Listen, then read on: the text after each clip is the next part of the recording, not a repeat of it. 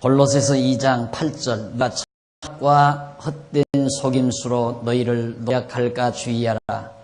이것이 사람의 이전과 세상의 초등학문을 조춤이요 그리스도를 조춤이 아니니라.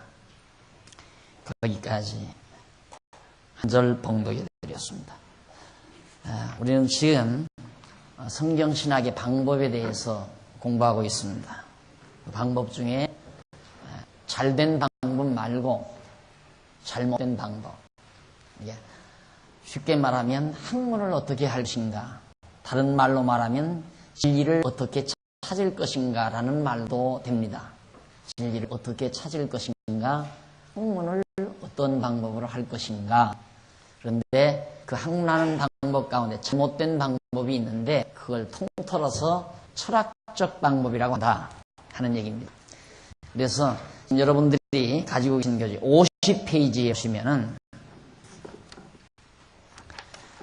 잘못된 철학적 방법에 대해서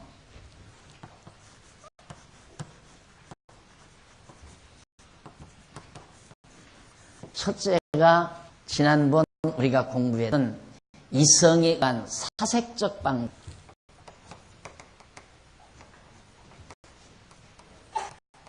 그 다음 두 번째가 의식에 의한 경험적 방법.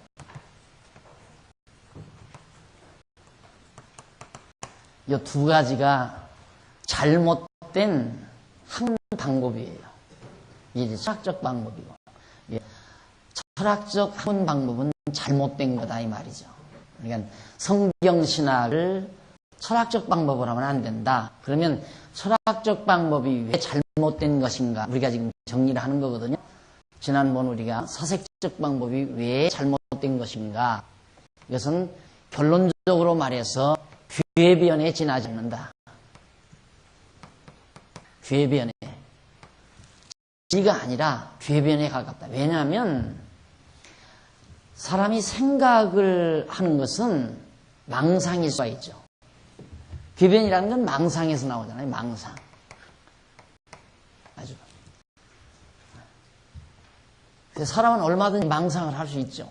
내가 금방 왕자가 될 수도 있는 거고, 내가 구름을 타고 하늘을 누빌 수도 있는 거고, 내가 마치 구름을 타고 큰 신선이 돼서 그렇게 살아갈 수도 있는, 상상을 할 수 있는 거고, 그런 인간의 상상력, 이것에 의해서 학문을 한다는 건, 진리를 찾는다는 것은 절대 불가능하다 하는 얘기다.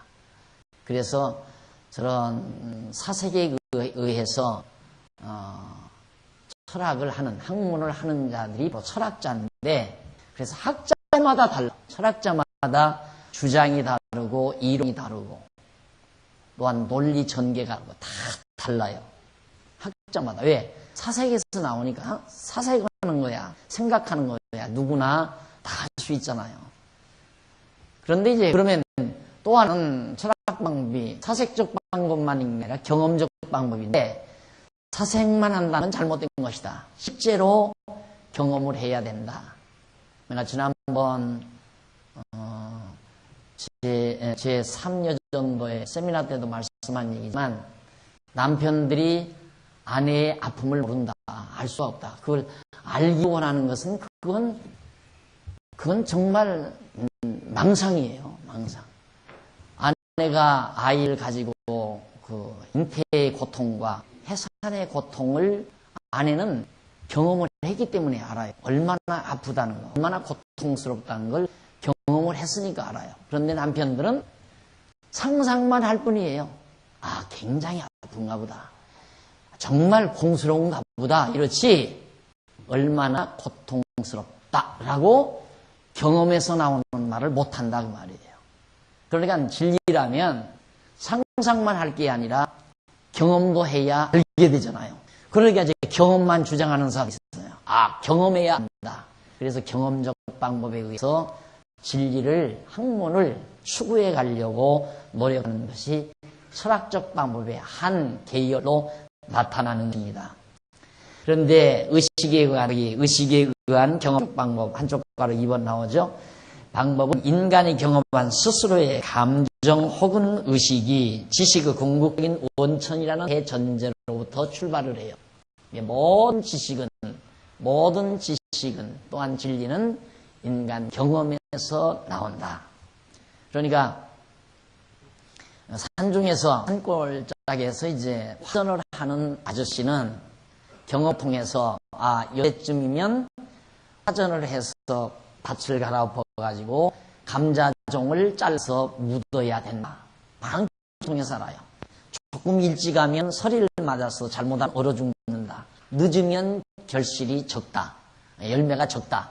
이런 걸 경험을 통해 자꾸 알기 때문에 그 분야만은 화전을 해서 감자를 심어 거두는 그 분야만은 그분이 경험을 통해서 박사가 되는 거예요. 쉽게 말해서. 그래서 이제 그 경험에서 얻어지는 지식, 그것이 진리다라고 말한다 이 말이에요. 자, 그런데 문제는 그게 왜 잘못된 것인가? 맞는 것 같은데 그런 경험을 하게 되면 많은 지식을 얻게 되지 않나. 또 인생을 오래 사신 어른들에게서 이해를 배우는 것도 인생을 오랜 동안 살다 보면 많은 경험을 하잖아요. 그 경험 속에서 얻어진 지혜야말로 참이다, 옳은 것이다 라고 보편적으로 생각하니까 학문은 진리 추구는 경험적 방법으로 해야 된다. 나는 그게 맞다고 생각한 다른지 모르지만 저것도 하나의 철학적 방법이란 말이에요. 잘못된 것이다. 왜냐하면 그래서 그 이유를 밝히기 위해서 지금 말하는 그래서 경험적 방법은 선험적인 모든 지식이나 사색은 무시해버리기 때문이다. 선험이란 말은 먼저 선자하고 이 경험한다는 함자하고 선험. 앞서 그러니까 나는 기껏해야 지금으로 한 5, 60년 경험했잖아요. 그런데 우리 할아버지가 경험한 거, 우리 아버지가 경험한 건 다 무시해버릴 수밖에 없죠. 왜? 내가 경험하지 않았으니까. 그러니까 나 이전에 내가 세상 태어나기 이전에 많은 수십억의 수백억의 인구가 있다고 왜 와서 경험을 했는데 그런 건 다 무시할 수밖에 없잖아요. 왜? 내가 경험을 해야 되니까. 또 뿐만 아니라 사색, 이 생각하는 거. 인간의 사색도 이거 다 무시해버리고 선험, 먼저 내 앞서 많은 인류가 경험했던 것도 다 무시해버리고 오직 내가 경험한 것을 진리의 원천으로 생각해서 그것만 가지고 진리를 추구하려다 보니까 그건 결국 뭘로 나타나는가? 고집으로 나타날 수밖에 없잖아요. 자기, 아지. 자기가 옳다고 해야 온 거예요. 내가 옳다고 해야. 내가 경험했는데 왜 그러냐 이거죠. 그러니 얼마나 정말 옹졸한 학문 방법인가 경험이라는 이 자체가 그렇잖아요. 또 뿐만 아니에요. 경험하는 영역도 문제가 되는 거예요. 우리는 대한민국이라는 자그마한 땅, 지금은 자유롭게 세계 여행을 할 수 있으니까 다행이다. 세계를 다 여행 다닌다 하시다. 그럼 지구 땅덩어리 구석구석을 다 다녔다. 그러면 다 아는가? 이 지구라고 하는 것은 우주에 비해서 한 먼지에 불과해요. 우주 전체에 비해, 이 우주의 크기에 비해서 먼지에 불과하단 말입니다. 그러면 이런 먼지 같은 천체가, 콩알 같은 천체가 이 우주 공간 속에 막 엄청나게 많은데, 그거 하나도 우리는 가본 일도 없고, 만져본 일도 없다, 이 말이에요. 그런데 그렇게 좁으라운 먼지만 또 못한 이 작은 지구란 공간 속에서 그것도 지금 우리 다 다보지도 못했잖아요. 겨우 좀 돈 좀 만지면서 그저 동남아 몇 번, 미국 몇 번 요거 좀 다니고 유라파 몇 번 다니고 말았지. 어디 세계 구석구석 정말 안 가본 데 없이 다 가보지는 못했지 않느냐 이 말이죠. 그런 경험을 가지고 어떻게 자기가 아는 게 다라고 그렇게 고집할 수 있느냐 이 말이죠. 또 불가능하지 않느냐. 그래서 결국 그런 무시해버리기 때문에 관념에서 출발하지 않고 경험된 사실 내에서 출발하는 합적 방법으로 진리의 사상체계를 세우려고 시도하는 철학자들의 방법이 바로 이 의식에 의한 경험적 방법이에요. 관념. 사색은 관념이에요. 관념으로부터 출발하지 않고 자기가 경험한 것으로부터 출발해서 거기서 귀납적 방법에 거기서 이제 자꾸 이제 귀납적 방법에 의해서 진리의 사상 체계를 세워요. 그러니까 내가 예를 들어서 어떤 사건 하나를 경험을 했다. 경험을 한 걸 그 기초로 해서 거기로부터 하나하나 그 경험에 의해서 또 쌓고 해서 원인을 이렇게 찾아가는 거죠. 내가 경험한 것을 근거해서 또 쌓아가고 이걸 귀납 방법이라 귀납 방법. 사색적 방법은 연역이라고 해요. 연역. 이건 이제 경험에 의해서 경험적 방법. 이건 이제 사색 방법인데 사색 방법은 어떻게 하는 거야? 어쩌면 저 인간이 알지 못하고 보지 못하고 생각할 수 없는 그런 세계에 뭔가 제1원인이 있을 것이다. 이걸 가상을 해놓고 이 원인에 의해서 이게 이루어지고 이렇게 돼서 오늘 우리가 살고 있는 세계가 존재한다. 이제 이건 연역이에요. 연역 방법. 이건 내가 살고 있는 세계에서 경험을 통해서 원인을 찾아가는 방법이고, 여기는 원인을 가상을 해놓고 내가 살고 있는 세계를 설명하려는 것이고. 그러니까 이 두 가지 방법밖에 없잖아요. 연역 방법이나 귀납 방법. 그러니까 철학자들도 할 수 없는 거, 이 둘 중에 하나를 선택하는데, 서로 이 두 학파가 경험론자와 사색론자나 경험론자들이 서로 다툰다 이 말이에요. 내 것이 옳다, 내 것이 옳다. 그런데 특히 이러한 경험적 방법은 주로 경건주의자들과 신비주의자들이 사용하는 방법이다. 경건주의자들이나 신비주의자들이 경험적 방법을. 자, 신학에서도 마찬가지예요. 철학적 사상이 오늘 우리 신학세계에 어떻게 자연히 흘러들어왔는가? 신학가들의 머릿속에 어떻게 자연히 흘러들어왔는가? 이것은 순수한 이제 경건주의. 그 다음 이제 신비주의. 경건주의 신학, 신비주의 신학. 경건주의 신학이란 말은 도둑질하지 말고 술, 담배 먹지 말고 예수 믿는 사람은 거룩하게 정말 성자답게 그렇게 살아야 된다. 그래서 이 신앙생활 하는 사람들에게 많은 규범이 필요해요. 규범.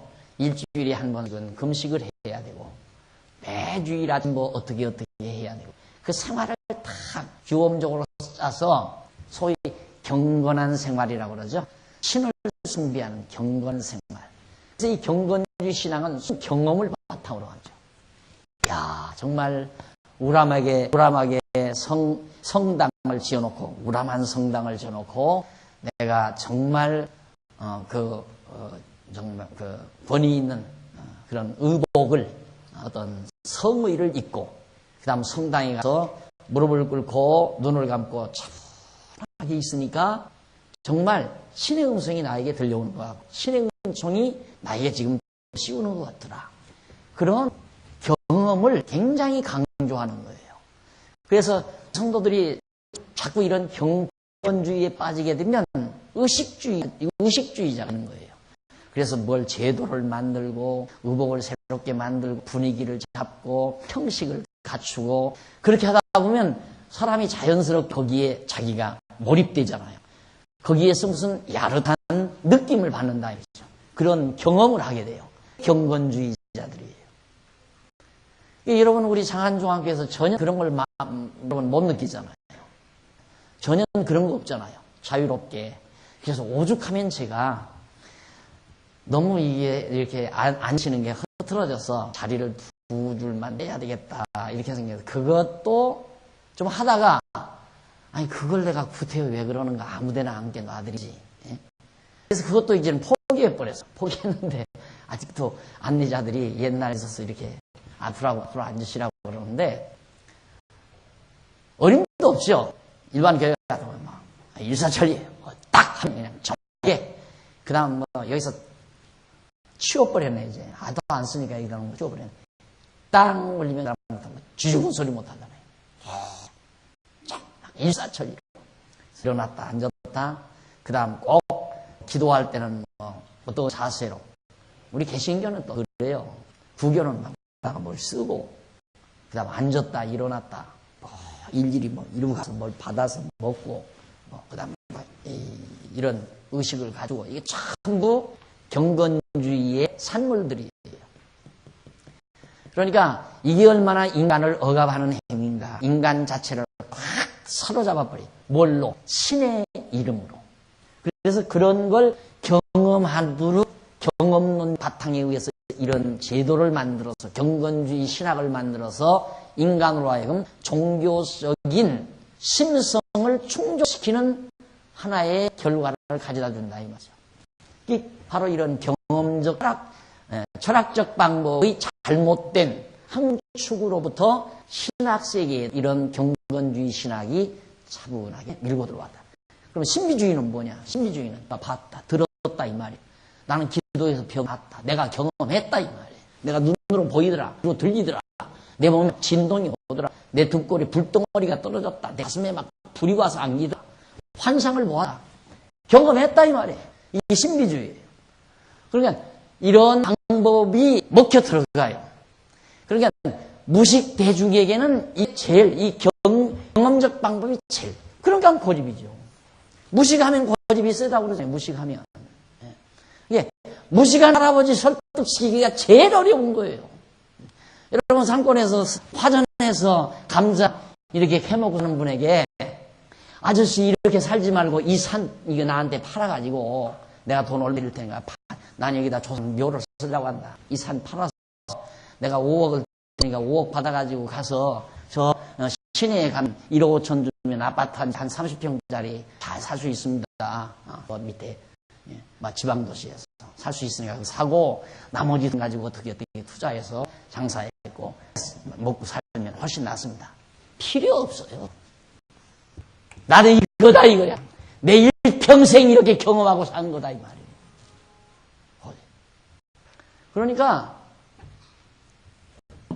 신비주의자들 제일 골치 아픈 사람들이에요. 제일로 이 경건주의자도 물론 골치 아픈 사람들 진짜 뭐 자기만 거룩한데 뭐 신비주의. 그래서 신비주의와 경건주의는 같이 만나요. 그러니까 요새는 신비주의와 경건주의가 만나는 행위가 나오는데 어떻게 나오느냐? 앞에서 눈을 스파리 감고 이렇게 명상에 젖어 지금 스타를 올리는데 그리고는 저 대중들은 막 젖어 뭔가 깊 젖어 들어가 이러면서 찬송을 불러요. 그때는 막 이러면서 불렀잖아요.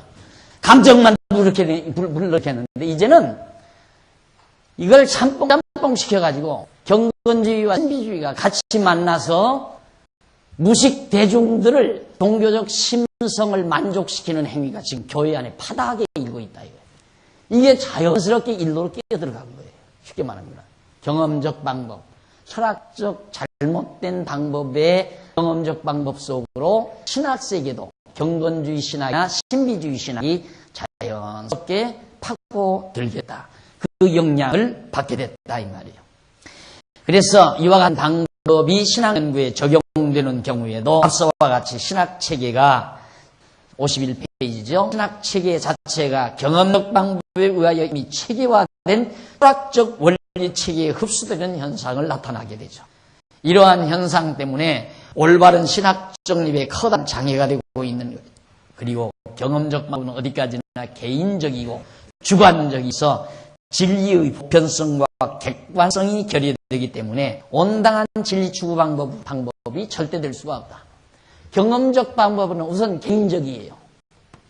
개인적일 수밖에 없죠. 자기가 경험한 것만 옳다고 주장하니까 그럴 거 아니에요. 개인적이에요. 그러니까 개인적이다 보니까 객관성이 없어요. 객관성이 없어져 버리니까 개인적이고 주관이다 보니까 객관성이 없으니까 진리로서 입증이 불가능하잖아요. 당연한 거예요. 그러니까 경험적 방법으로 학문을 추구해 간다는 것은 잘못된 것이다. 그래서 사색적 방법이나 경험적 방법이 모두가 다 학문 방법으로는 잘못된 방법이다. 결론 떨어졌죠. 자, 그러면 올바른 방법은 뭐냐 그러면, 그래서 올바른 신학 방법이 51페이지 상단에 가로 없는 2번 나옵니다. 그러면 올바른, 바른, 잘못된 것이 아니라 올바른 신학적 방법은 어떠한 것인가? 일반적으로 전통신학에서는 올바른 신학 방법으로서 기독교 유실론적 방법과 계시 의존 사색 방법이라는 걸 채용합니다. 그러나 이 두 개의 신학 방법은 서로가 성격을 달리한 듯하면서도 서로가 나누어질 수 없는 밀접한 유기적 관계를 유지하고 있습니다. 그래서 대부분의 학자는 기독교 유실론적 방법 안에 계시 의존 사색 방법을 포함시켜 일명 종합적 방법이라고 표현하기도 합니다. 그러니까 유실론적, 우선 지금 서로니까 우선 뭐 단어가 좀 어렵더라도 우선 나가세요. 뒤에 나가면 자세히 설명이 되니까. 기독교 유실론적 방법, 그다음 계시 의존 사색 방법, 이 두 가지 방법이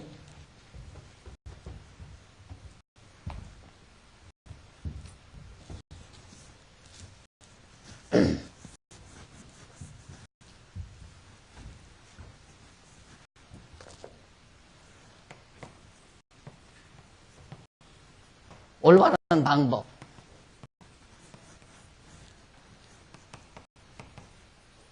유실론 방법, 계시 의존 사색 방법.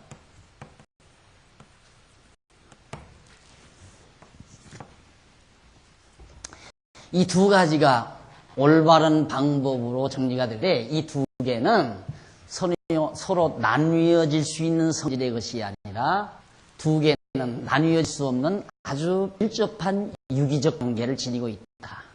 그래서 이 두 합친 종합적 방법이라는 말을 쓰기도 해요. 종합적 방법.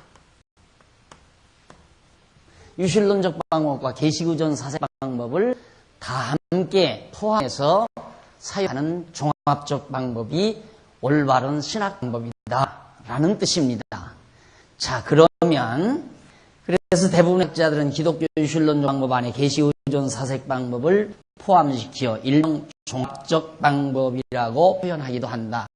그러나 이러한 방법들은 지엽적인 방법에 불과한 것으로서 신학의 근본 대상인 신의 존재를 전제하는 방법이라는 추측 면에서 감을 면하지 못하고 있다. 신학은 신의 존재를 전제하고 연구하는 학문이 아니라 신의 존재를 확증하는 임무까지 포함하며 연구하는 학문이다. 이와 같은 임무를 완벽하게 감당할 수 있는 신학 방법이 바로 성경신학적 방법으로 미수감이 완전 보완된 신적 계시에 의한 방법.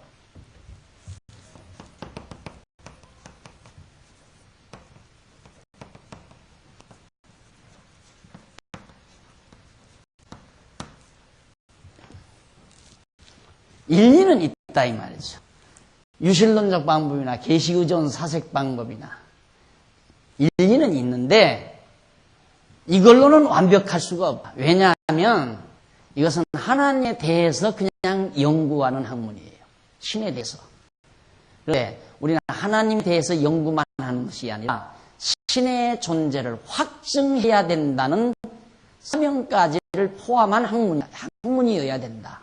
아무리 하나님에 대해서 연구한다 하지만 하나님이 존재하는지 존재하지 않는지조차를 모른다면 연구해봤자 그건 다 뜬구름에 불과한 거죠.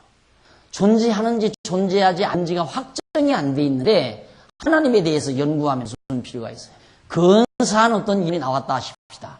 그런 신은 없다 해버리면 뜬구름이죠. 이게 있는지 없는 확증이 안 된 신에 대해서 연구하는 건 의미가 없는 거예요. 그렇기 때문에 우리 성경신학에서는 바로 이런 유실론적 방법, 계시의존 사색 방법 이런 방법을 다 섭렵하는 신적 계시에 의한 방법 이 말이 신적 계시에 의한 방법이다. 계시의존 사색 방법이다 하고 뭐가 다름이 있느냐? 여기는 계시를 의존해서 생각하는 방법 이 이 말이거든요. 그런데 여기는 하나님의 계시에 의해서 그냥 바로 방법이 나오는 거예요. 그 계시 속에 방법 다 들어있다 이 말이죠. 여기는 일단 사색에서 계시를 방법을 만들어내야 한다는 거고. 그러니까 여기는 사색에 의한 방법이 아니고 여기는 신적 계시에 의한 방법이에요. 그냥 신적 계시 안에 하나님의 계시 말씀 속에 다 들어있다. 전부가 다.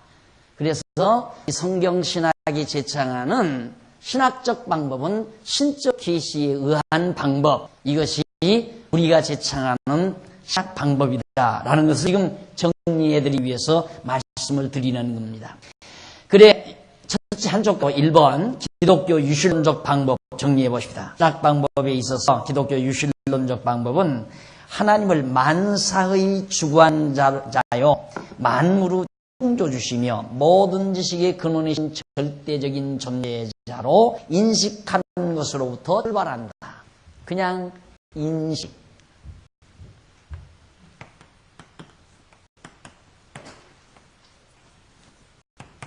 인식으로부터 출발한다.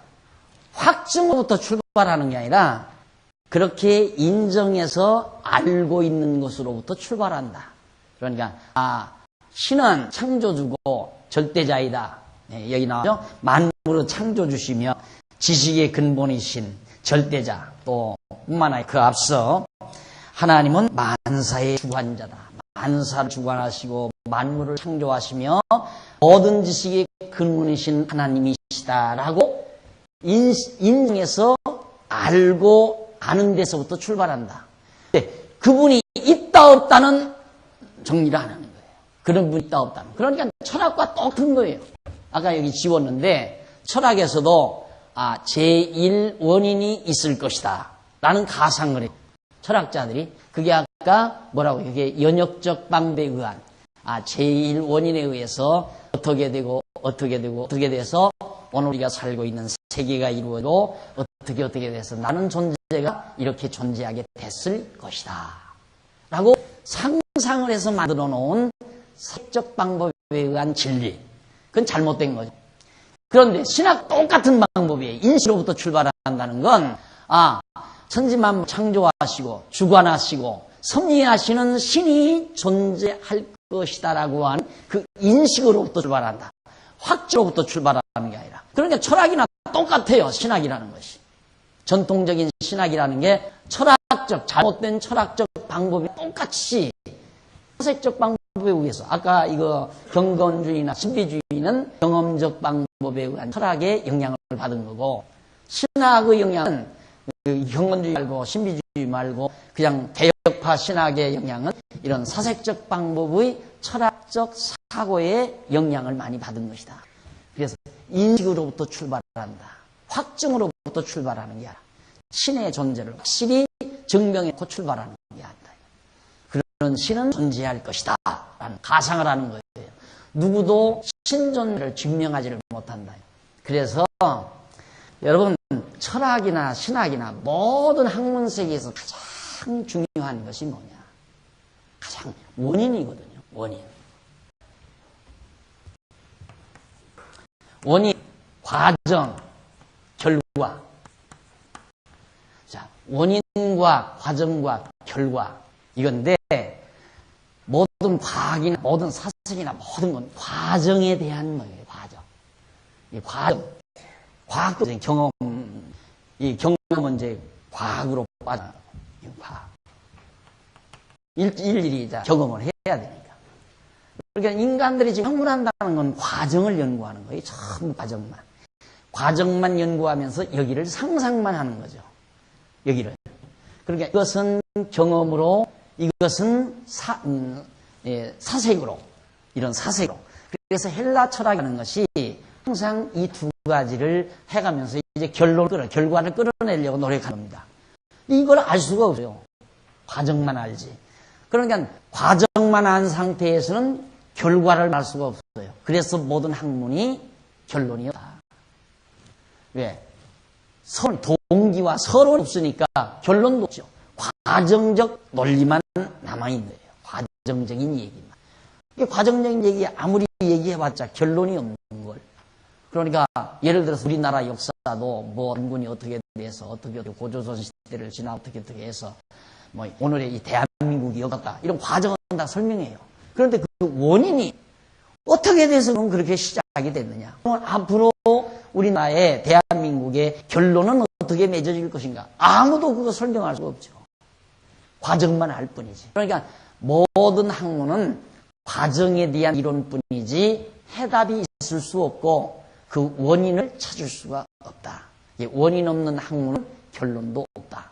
그래서 어떤 학문이든지 결론을 내리는 건 무식한 학자예요. 어떤 학자든지 결론을 내리면 안 돼요. 결론을 내리려면 이렇다고 생각한다. 이렇다고 여겨진다. 그냥 딱 결론이 이렇다. 그러는 게 아니라. 왜?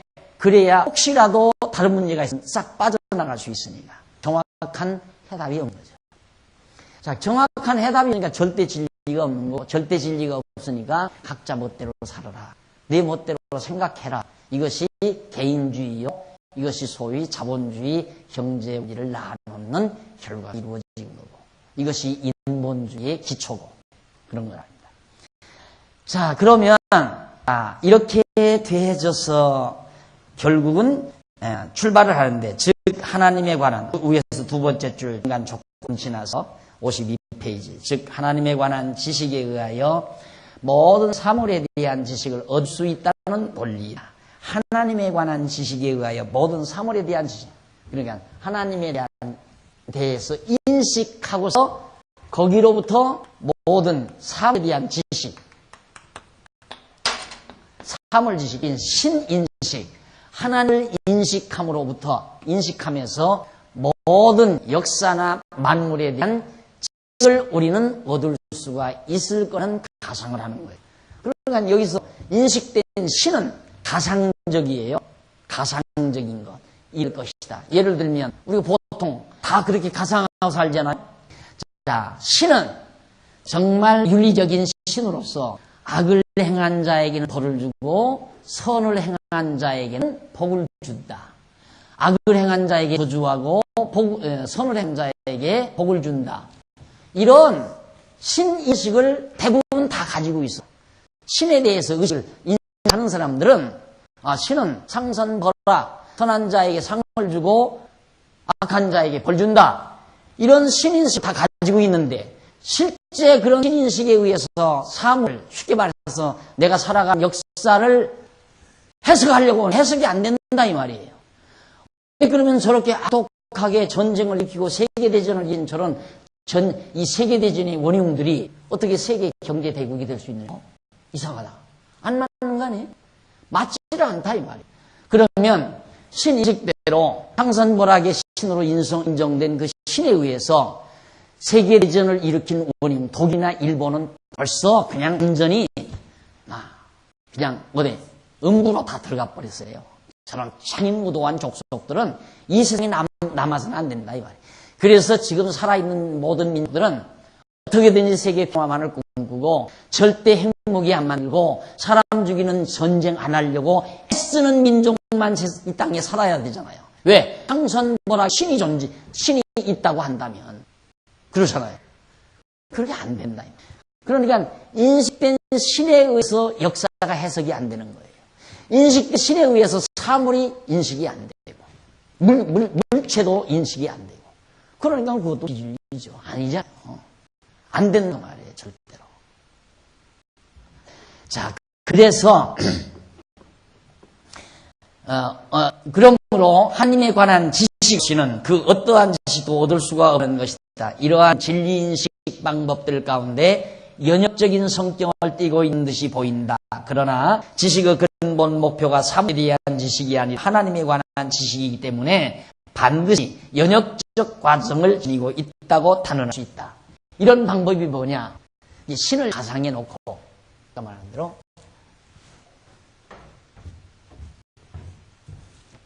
일단 신, 우리가 보통 아까 말한 상선벌하게 신, 이걸 가상을 한 거예요. 이 사색조, 그런 신은 존재한다.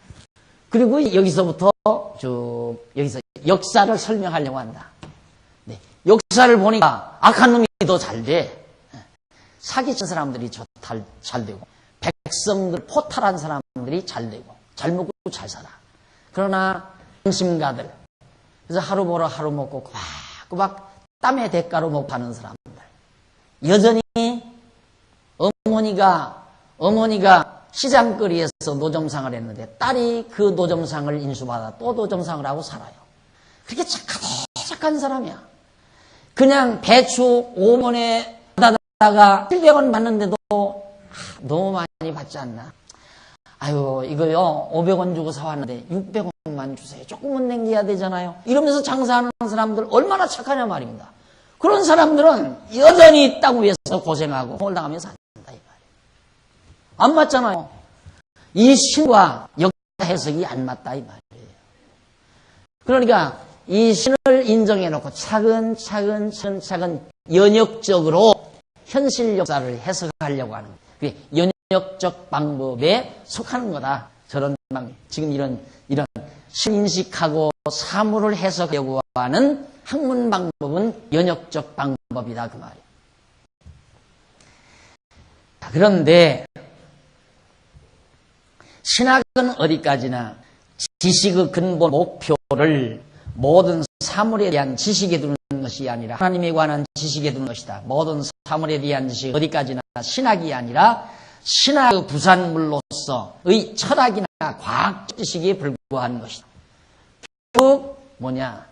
신학은 원인을 아는 근본적으로 원인을 아는 학문이고 이건 신학이고, 과정은 철학, 과학이 포함된, 과거에는 철학하면 과학이 다 포함된 철학이었어요.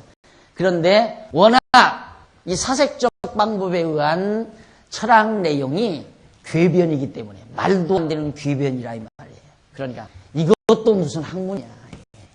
이건 궤변이지. 그래서 사색적 방법에 의한 철학을 무시한 나머지 그냥 학문을 완전히 경험에 의한 눈으로 보고 손으로 만져보고 만원경으로 보고 현미경으로 살피면서 비교 검토해서 경험한 실체적으로 확증하는 사물을 통해서 이게 과학적 방법 아니에요? 그래서 과학만이 남은 거예요.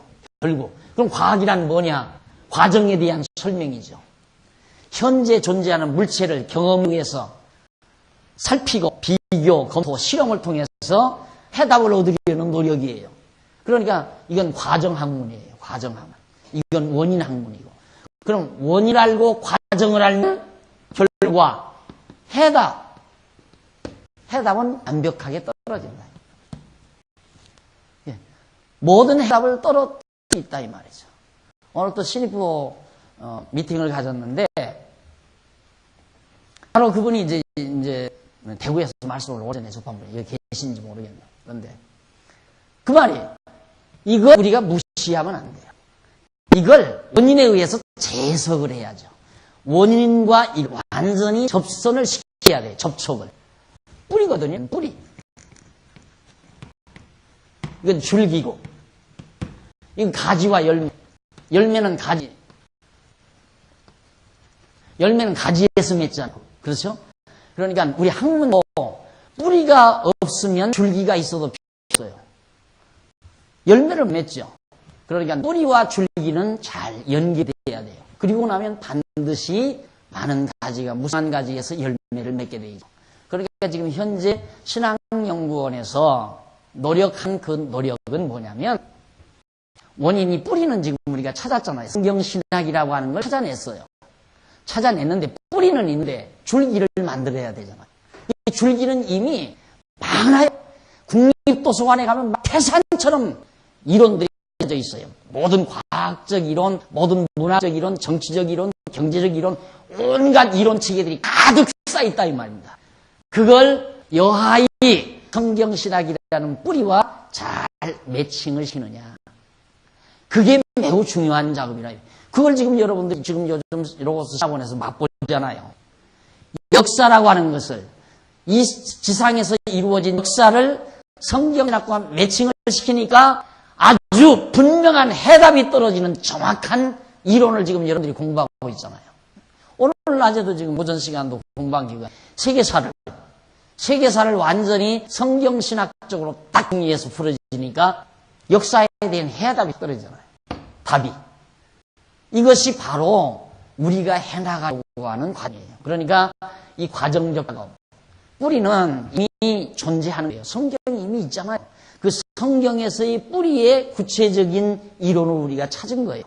그럼 거기에다가 지금 이미 파다하게 있는 모든 경제, 교육, 정치, 문화, 사상, 각종 예술 이런 등등의 모든 학문들을 여하이 성경신학의 구토기와 뿌리와 연결을 시켜서 멋있는 기독교 문학의 열매를 만들어갈, 열매를 맺도록 해야 할 것인가가 바로 우리 성경신학연구원이 지금 추구해가는 목표점이라 이 말이에요. 그러니까 성경신학 바르게 지금 학문 방법이 너무 정확한 거예요. 아주 정확하고 분명하고 학문하는 방법이. 그러니까 이렇게 학문을 정확한 방법으로 하니까 해답이 나오잖아요. 만약에 방법이 잘못됐다면 해답을 얻을 수가 없는 거예요. 실제로. 이것이 바로 지금 오늘 이 시간 여러분에게 지금 역설하는 내용 중에 대목입니다. 자, 줄바꾼 데 보시면은 52페이지 기독교 유실론적 방법은 신학 연구의 내용에 치중하여 표현한 것이라 할 수 있다. 왜냐하면 전통적인 신학은 하나님이 계시느냐 안 계시느냐를 근본 주제로 삼지를 않아요. 일반적인 전통신학은. 지금 우리가 유실론적 신학 방법 배우잖아요.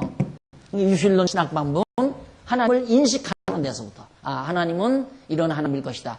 천지와 만물을 창조하시고 또한 주관하시며 또 상선벌악하시면서 역사를 이끌어 가시는 하나님일 것이다 라고 인식을 하고 사물을 설명해 가려고 노력하는 그런 신학 방법, 그게 유실론적 신학 방법입니다.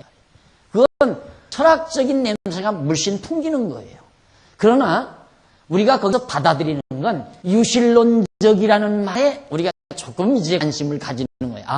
하나님을 인정은 하기는 한다. 왜? 하나님의 존재를 확증한 건 아니지만 그들이 하나님의 존재를 인정한다는 의미에서 우리가 그것을 끌어안을 수 있다 이 말이죠.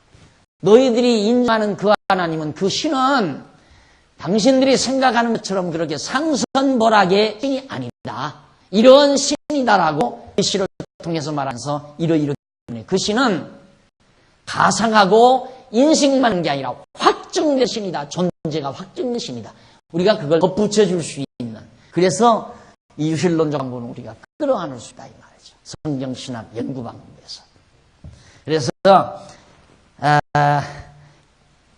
계신 하나님이 어떠하신 하나님이시냐를 신학의 근본으로 삼고 있기 때문이다. 우리 성경신학은 계시는 하나님, 확실히 존재하시는 하나님이 어떠하신 분이신가. 이것이 우리의 신학의 주제라 이 말입니다. 정확한 주제. 그렇기 때문에 당연히 스스로 계신 하나님에 관한 인식을 신학의 출발로 할 수밖에 없다. 여기서 문제가 되는 것은 그러면 스스로 계시는 하나님을 어떻게 인식할 수 있는가? 어떻게 알 수 있는가? 스스로 계신 하나님을. 이게 존재하시는 하나님을 어떻게 우리가 인정하고 알 수 있느냐? 이게 신존재를 어떻게 확증하고 살 수 있느냐? 이제 그 문제거든요. 그래서. 즉 신학 방법의 형식에 대한 문제가 따르게 된다. 방법론에서는 내용보다는 형식이 더욱 우선한다. 즉 인식되어지는 내용면보다는 어떻게 인식이 가능하냐는 형식면이 앞서야 한다. 이게 어떻게 인식되느냐, 인식된 그 내용을 알기 전에 어떠한 방식에 의해서 그걸 인식할 수 있는가? 인식 방법이 형식이 중요하다. 인식 방법, 형식. 어떤 과정을 통해서 알 수 있게 되는가 그 말이에요. 예를 들어서 박용기는 어떠한 인간이다. 박용기를 알았다는 것이 중요한 게 아니라 어떤 방법에 의해서 박용기라는 인간을 알았는가. 그게 인식의 방법 아니에요. 나는 박용기라는 사람을 안 것은 그의 고향을 찾아갔다. 나는 고향을 찾아가서 그 고향 면사무소에 가서 우선 호적등본부터 호적등본부터 열람해 봤다. 그러니 박역것의 몇 대 손, 규정공파 24대 손 아들로 태어났더라.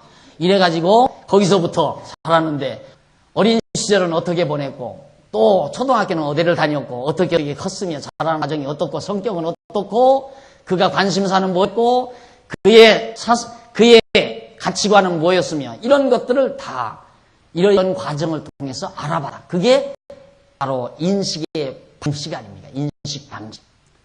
박용진은 어떤 인간이다. 그건 인식 내용이지만 이게 인식 내용이 중요한 게 아니라 내용을 알기 전에 어떤 방식을 통해서 알느냐가 더 중요하다. 왜? 잘못된 방식을 채택했으면 나를 잘못할 수밖에 없는 거니까. 왜? 내가 한때 교회를 안 나간 때가 있었어요? 왜? 교회가 영 마음에 안 들어가지고. 이런 교회 같은 건 난 안 다닌다. 장로하면서 안 다녔다 이 말이에요. 그런데 마침 그 당시에 내가 안 나와가지고 아주 나를 미워했던 목사한테 가가지고 그 박용기라는 사람이 어떤 사람이에요? 아주 못된 먹은 인간이라고. 장마들님이 교회도 안 다니고 인간 완전히 쓰레기. 그런 정보를 받아가지고 와서 박용기 그 인간은 쓰레기가 인간이다. 그러고 한다면 얼마나 잘못된 인식이냐. 내가 쓰레기 같지는 않잖아요. 그렇죠? 그러니까 어떤 방법에 의해서 하느냐 매우 중요하다 이 말이에요. 인식 방법이 인식 내용보다도 더 앞서야 한다. 지금 그 얘기예요. 이런 얘기가 막 그렇게 필요할까 여러분 그렇게 생각수 막 하실지 모르지만 그건 굉장히 중요한 얘기다. 왜? 우리는 지금 진리를 추구하는 자들 아닙니까? 우리는 진리, 즉 학문을 추구하는 자들이라 이 말이에요. 그러면 정당한 방법, 옳은 방법에 의해서 학문이 추구돼야죠. 잘못된 방법으로 나는 이렇게 경험했다. 내가 어디 가서 기도를 하는데 신이 나에게 계시를 해서 나는 이렇게 깨달았다. 방법으로 만약에 내가 성경신학이라는 걸 얘기한다면 그건 말도 안 되는 얘기예요. 방법이 매우 중요하다. 학문 방법이. 그래서 결국 방법론에서는 내용보다는 형식이 더 우선하다. 즉 인식되어지는 내용면보다는 어떻게 인식이 가능하냐는 형면이 앞서야 한다. 그래서 전통적인 신학에서는 이러한 문제를 해결하기 위해 종합적 방법을 시도하는 노력을 엿볼 수 있다. 그러나 내용 속에 형식을 포함시켜 얼버무리려는 시도는 너무나 무리가 아닐 수 없다. 따라서 내용과 형식을 구분해서 논하는 것이 자연스러운 순리다. 전통신학에서는 아까 말했듯이 자 유실론적 방법 이건 하나님을 먼저 인식을 했어요. 하나님이 계시다. 하나님이 이런 분이다. 알았어요. 그런데 이건 이제 인식 방법이지. 어떻게 계시를 의존해서 사색함으로 이런 진리를 알게 됐다. 이 말이거든요. 그러니까 이것은 내용이고 이건 형식이란 말이야. 이걸 한트로 함께 모아가지고 종합적 방법이라 해서 얼버무려서 하려고 하는 것은 분명하지 못하다. 명쾌하게 정리를 하고 놓아야지. 그래서 종합적 방법도 잘못된 거, 이것도 잘못된 거고, 이것도 잘못된 거지만은 그 부분에서 잘못된 부분을 제외한 나머지 부분은 얼마든지 시적 계시에 의한 방법 안에 우리가 다 받아들일 수 있다.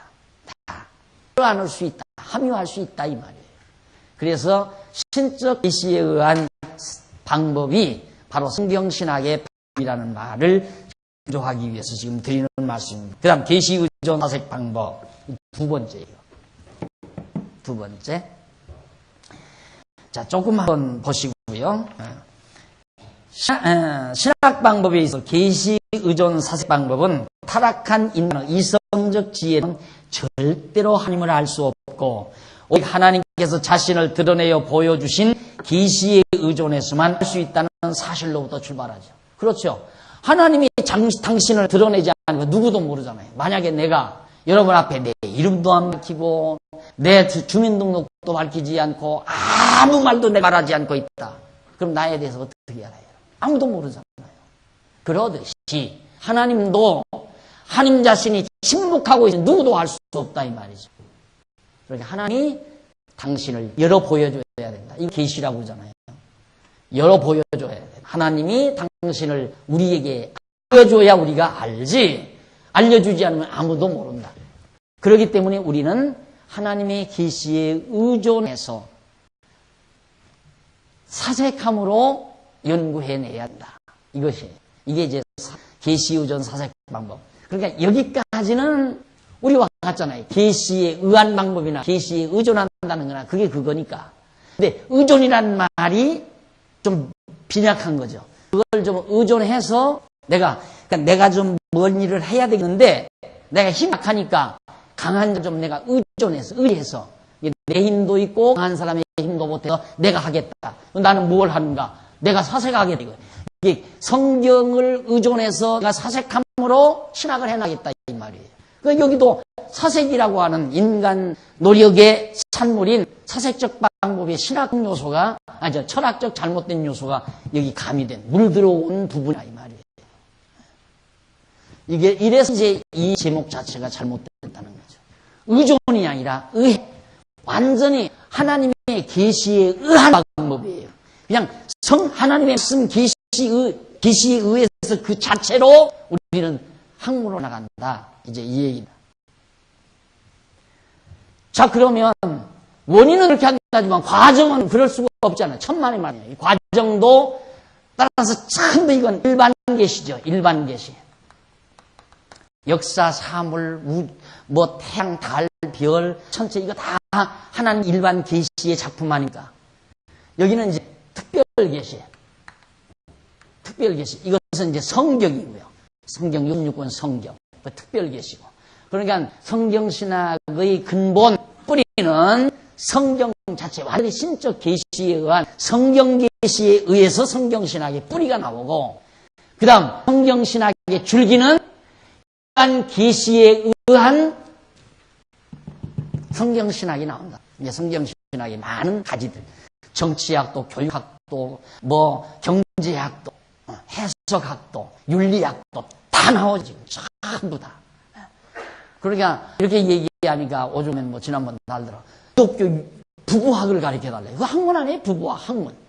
부부학 학문 아주 중심, 아주 요긴한 핵심 싹 나와버렸잖아요. 여기 이제 딱 누가 관심 있으면 내가 그랬어요. 김여숙 씨가 부부학 한번 써보지. 내가 강의했으니까 한번 잡아보지. 그러니까 난 거기 안 해봤어. 난 못한대요. 그렇게 핵심을 잡아줬는데도 못하지요. 사실 어떻게 해요. 그쪽으로 계속 같이 연구해만 하지만은 연구원에서는 연구 계속 하는 분들은 할 수 있죠. 내가 벌써 핵심 나왔잖아요. 부부학 핵심이 나왔으니까 서론론 결론 잡아서 딱 정리하면 기독교 부부학 나오는 거예요. 건강학도 나오고 정치학도 나오고 교육학도 나오고 행정학도 나오고 윤리학도 나오고 다 나와요. 이것이 바로 과정이에요. 이걸 하고 싶은 거, 이걸 하고자 하는 것이 바로 우리의 일정입니다. 진리가 있어야 살아요. 인간은 진리가 있어야 살아요. 인간은 진리가 없으면 허에서 못 살아요. 왜 사느냐를 대답할 수 없는 데게 살아요. 안 그래요? 왜 사느냐를 대답할 수가 없는데. 지난번 제가 여기서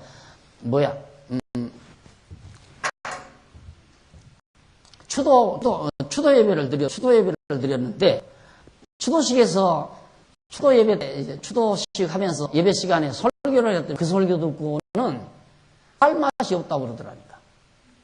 한참 젊은 놈이. 그것도 우리 딸이 그래, 우리 딸이. 그렇죠? 그 설교 자체만으로는 진짜 할 맛이 없어. 뭐하러 살아요? 왜 사는지도 모르고 사느냐, 이 말이죠. 안 그래요?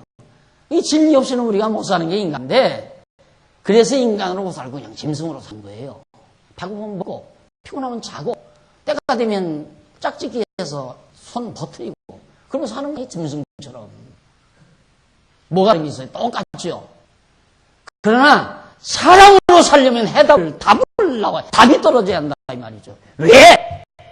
본인부터 분석해서 딱 떨어져야 나는 왜 산다! 이게 나와야 그래도 뭐 사는 힘이 나오죠. 기도하십시다. 자비하신 아버지 하나님, 우리에게 소중한 보화를 주신 하나님의 감사합니다. 잘 닦고 또 닦아서 우리 후대들에게, 귀여운 우리 후대들에게 잘 전승해주는 일 감당할 수 있도록 힘주시고 환경을 주옵소서. 또 지혜와 총명을 주셔서 더욱 풍성하게 아름답게 이익한 진리를 가다듬어 갈 수 있는 은총을 베푸시소서. 예수님의 이름으로 기도드립니다.